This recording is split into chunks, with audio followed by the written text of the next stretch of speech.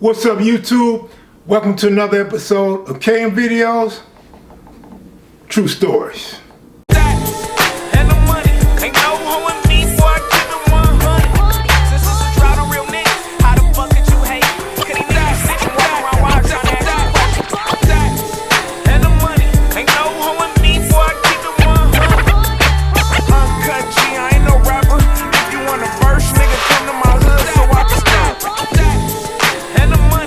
It. I never stopped banging. I started banging hard, then I got so hard till it was a shame. Welcome to another episode of KM Videos, True Stories. Today's episode takes place in 1989 at the Los Angeles Memorial Coliseum. And that Friday, I went out and did a burglary with my homeboy Roscoe. We went and hit this nice, beautiful, gigantic home that really didn't have anything of value in it. Just some little small jewelry, and I ran across this knife set in a beautiful, nice case. I opened it up, and they had a bunch of small knives in there with some white pearl handles, almost like an old school 32 or something like that, or 25. Had a cool pearl handle on each knife. I grabbed the knife set. Roscoe said, "What you gonna do with that?" Shit, I don't know. I'm gonna do something with it because I'm thinking it's worth a lot of money. So he's laughing and joking and clowning me the whole time until we get to the house.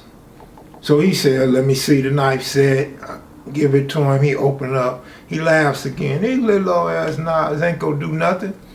Well, knives are for the kitchen, you know what I'm saying? Could be a good present if we can't pawn it for anything, right? So I ended up keeping the knives. So the following day, that Saturday, a bunch of our homies from the 60s went to the Coliseum for a lowrider hopping contest or what have you, and Ice Cube was to perform there. Me and Roscoe didn't go. We stayed behind. We just doing the homeboy thing. I'm trying to make a few dollars here or there. And so I get a phone call. And it's one of my mentors, one of my big homies, Big Slip Rock, rest in peace. And Big Slip Rock, "Cuz, where you at?" "You know where I'm at. You just called me, Slip." He like, "Cuz, come up here. Come up here to the Coliseum right now and grab some homies." I'm like, "Wow, what's going on?" "Cuz, the homies is busters, cuz. They let the Hoovers run the homies off. They checked the homie. I think they stomped the homie out, and you know, the UGs and the 111s and so on, right, was with us. Slip Rock is mad. He's hot. And I never heard Slip Rock like that. Slip Rock is a guy that when he say go, the homies go, and he go with him. Like Slip Rock was a squabbler, and he was a veteran at this type of stuff. When you get a call from Slip Rock, you know you gotta show up. Slip Rock ain't calling reinforcements unless it's detrimental to our well-being or our reputation. Slip Rock was always gonna get dirty. He was gonna always get in the middle of any squabble, gang rumble, melee, and what have you. So I'm gonna answer the call. "We got to go, Roscoe. We gotta go." So I tell Roscoe, I'm like, "Cuz, let's go up to the Coliseum." He like, "Fool, what me and you gonna do?" "We gonna go assist the homies, nigga." And he say, "Fuck it, let's go." Because Roscoe likes to fight too. Roscoe could take on a couple dudes by himself. So I grabbed the knives. Roscoe laughs again. "Nigga, what I'm gonna do with this shit? Break it?" "Man, just grab the knives." So we grab a couple of knives and a couple extras. I remember Roscoe tucking knives in his socks and shit. And we get to the Coliseum, and me and Roscoe, we wait for an opening, and we bum rush the entry, so we get in free with our knives and shit. And we find the homies. And Slip Rock is still adamant that, you know, we got to be a unit and we got to get some get back. He's hot. he's calling out homies as busters and all this that ran and stuff like that. But admittingly, he said the Hoovers was deeper than us. And some of our allies kind of really didn't know how things was supposed to go. You know what I'm saying? Because the Hoovers wasn't just tripping on anybody. They had ran across some homies apparently and got into it. Slip Rock really didn't know how everything really went, so I don't really know either, but Slip is telling me his version. So boom, we up in there, we having a good time. We got there toward the end, so it wasn't a whole lot of time left when we got there, but we were there, and now we get ready to pile out. And Slip Rock tells everybody, stay close, we all together. And we run across some dudes from another set, a bunch of dudes from another set, and we get on them. There's no squabbling. They run out, and we run out after them, and we chasing them across King Boulevard through the traffic and everything. Dudes was running through cars coming both ways, and we running behind them trying to keep up. Them dudes was fast too, man. They might have some track stars, some athletes for sure, but they got away.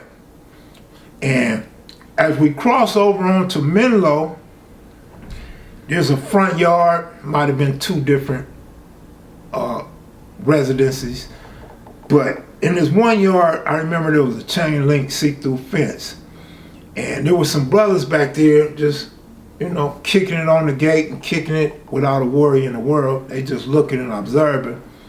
Once we hit Menlo, we asked some dudes, you know, where did them dudes go? They said, hey man, they went right down the street. And we hit them up, where y'all from? They're like, it's 40s. So I think Slip or somebody said, 40 what? And they like, nigga, Darc Side 40s.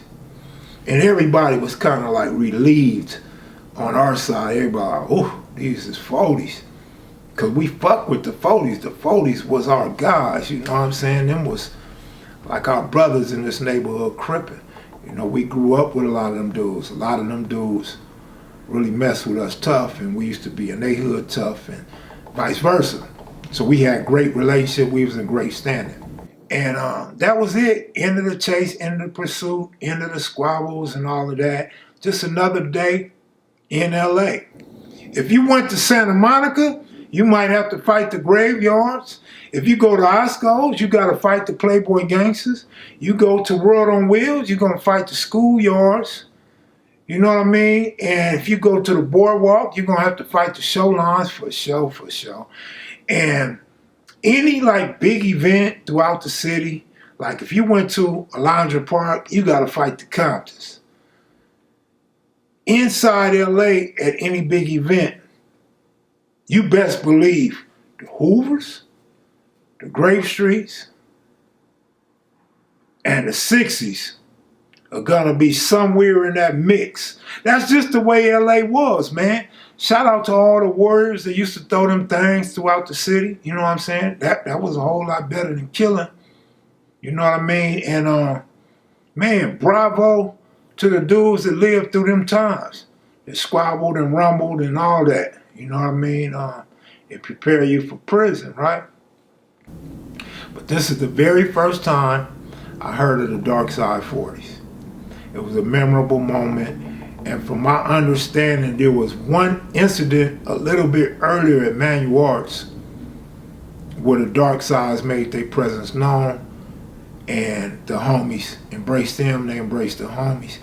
But I wasn't there at that event, so this was my first time of hearing the Darc Side 40s, and man, them dudes was deep, them dudes was with it, they was with whatever, and it was just a surprise to us coming from the 60s that the 40s was this deep and expanded this far from Figueroa to Crenshaw. And they've been in existence ever since. But as I tell this story, for those that's viewing this story, you know, a lot of people find negativity in my stories. And then you have a lot of people that think I'll be glorifying my past or the past within the city. This is just history, my personal experiences and recollections. I ask you not to be alarmed. not to look for negative things out of my stories. There's a lot of negativity on YouTube that you can go find, and there is no question what their motives are and that the content is negative. And I don't feel like my content is negative like that. I'm not purposely putting individuals on blast. For the most part, I really don't do that. And I try not to put sets on blast, but we have fights, man. The bigger gangs in Los Angeles clashed many a times in the 80s and early 90s, and that's just period, point blank facts. So with that said, I want to say, I am hopeful that the Hoovers, I am hopeful that the 40s, the 60s, the A-Train gangsters, and all sets throughout the county of Los Angeles. The reason why I named them is because obviously 3 of those are in this story that I just told. But the A-Train gangsters have been reaching out personally and on social media about a permanent ceasefire with the Rolling 60s. So I say, brothers, let's stand up, let's stand as one, let's come together, man. What's it gonna hurt? What's anything positive and unity gonna do harm to any of us? We have to put our egos to the side. We have to forget about our reputation that's top-notch, A1, and just become equals in this unity thing. In your own community or your own set, you will still have your powers. You will still have your leadership, your guidance, your mentorship, and all that. We taking nothing away from nobody. We just want everybody to come together and have a conversation. That's what we're doing. We're trying to get everybody to come together and have a conversation. And we cannot allow 1 or 2 sets that don't want to show up to dictate what we're trying to do moving forward. We have to think about our kids and our grandkids, bro. Like, we should not want them to have to go through what we went through, which is going to be shooting, getting shot, and going to the penitentiary and being buried. If y'all stand with me, man, reach out to me. Leave a comment that lets me know you stand in solidarity. And click that like button. Leave a comment. If you're new to the channel, please subscribe. And if you're willing, share this video with somebody, man. I'm out of here, y'all. Y'all have a great day, a great weekend. See you all soon. I salute you all for watching. And peace.